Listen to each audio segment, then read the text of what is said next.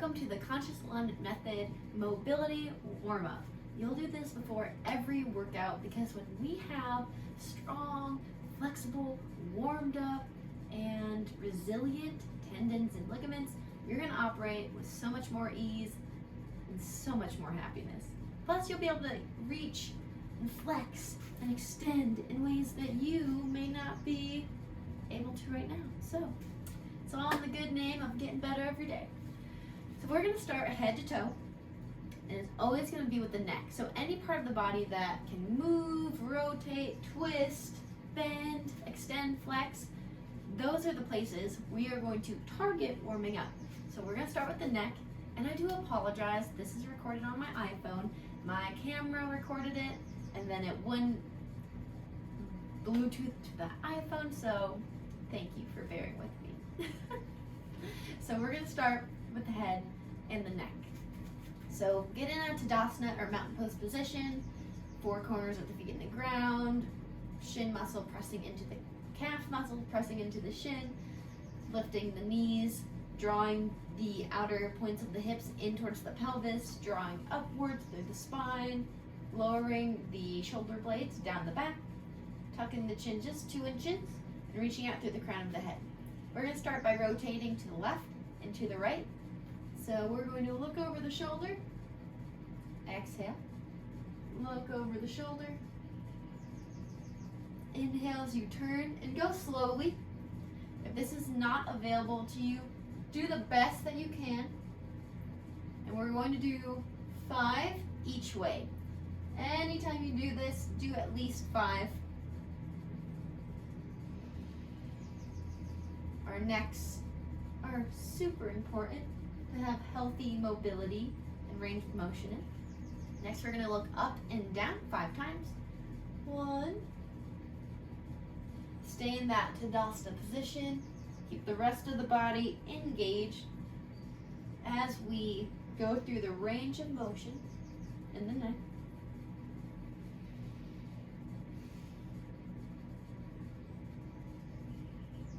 I think that was 5, but 1 more for good measure. Next, we're going to draw the ear to one shoulder, in front of the body to the next. And we're just going in front of the body, ear to shoulder, ear to shoulder. Do 5 each way. So 1 more for me here. Come back to neutral, lift the chin up. Next, please use your hands if your neck is a little bit more tender to allow it to drop back. You can support it like this, or if you feel like you have the ability, use your own muscles to hold the head up. And you're going to allow the ear to shoulder, each side here, as you move through the back range of motion. Please be mindful if you hear a pop, a crack, a weird twinge, or you feel something that's uncomfortable, bring the hands back and just support your head a bit, or draw the head up and continue doing the rotations. When you're done, bring it back to the neutral. All good, great. Now we're gonna move to the shoulders. So we're gonna start with some Michael Phelp arm swings, just like this.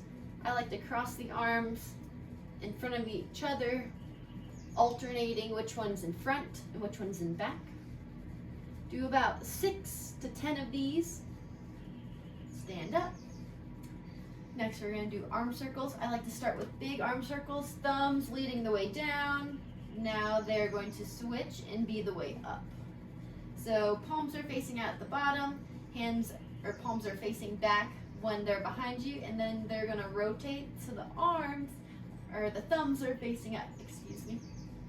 Do about 5 to 10 of these as you go through large circles to medium circles to even smaller circles until you get down to the really tiny fast ones, like you're trying to fly, and then go the other way.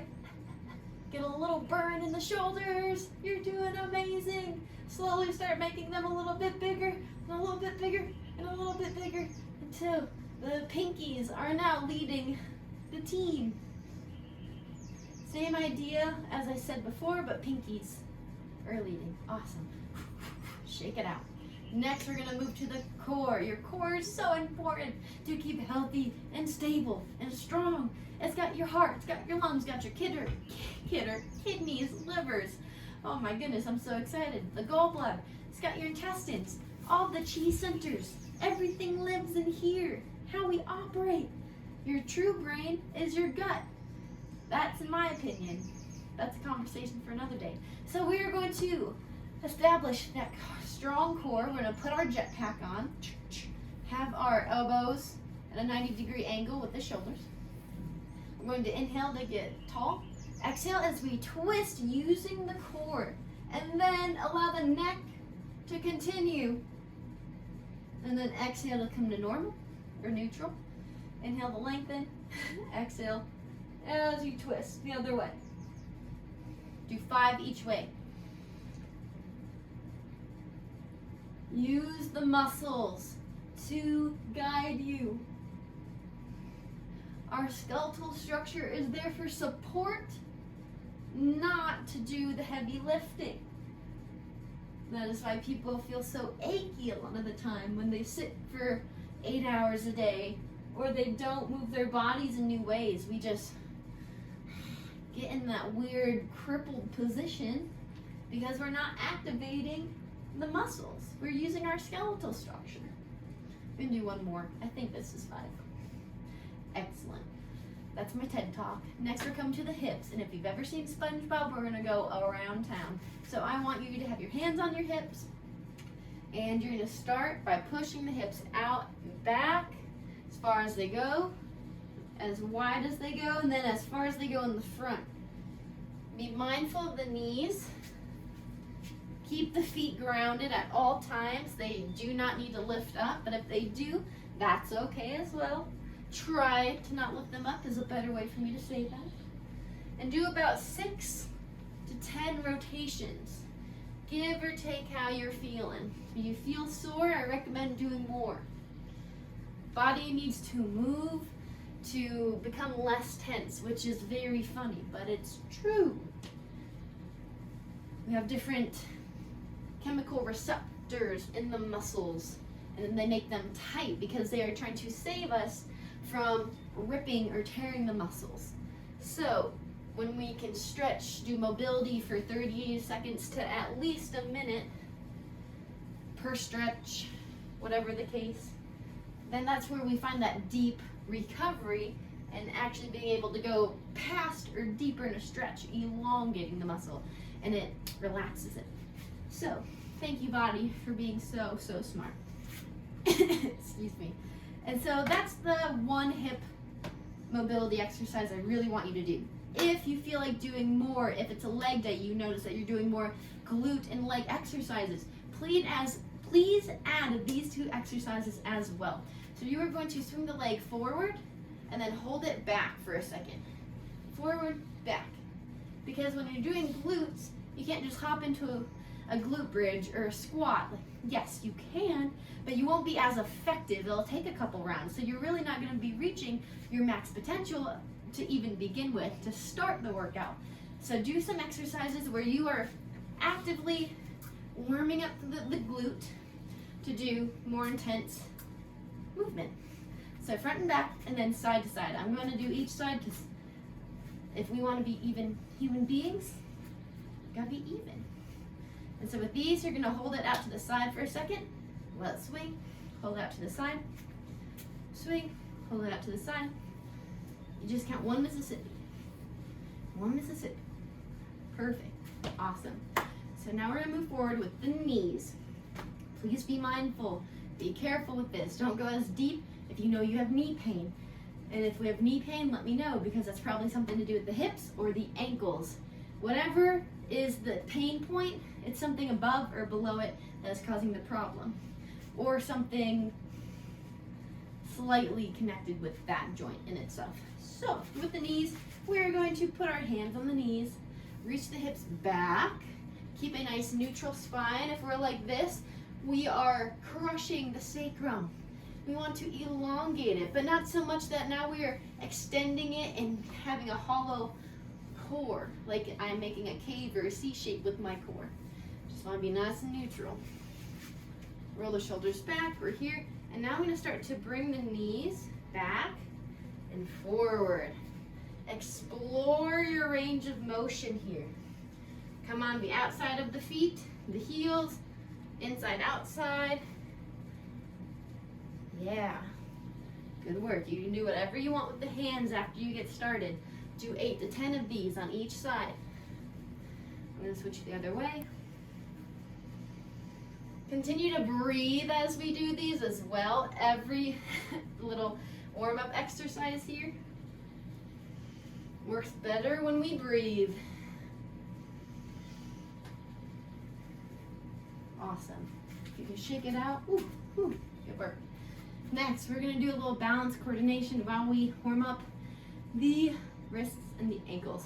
So when you're ready, you're gonna jump to one foot, find your balance point, bring this knee level, or in the 90-degree angle, flex the foot. See how this hip is higher? I wanna drop that hip. I'm gonna pull this thigh bone up into the hip socket. Do a little side view for you. So not quirky like this. Ooh.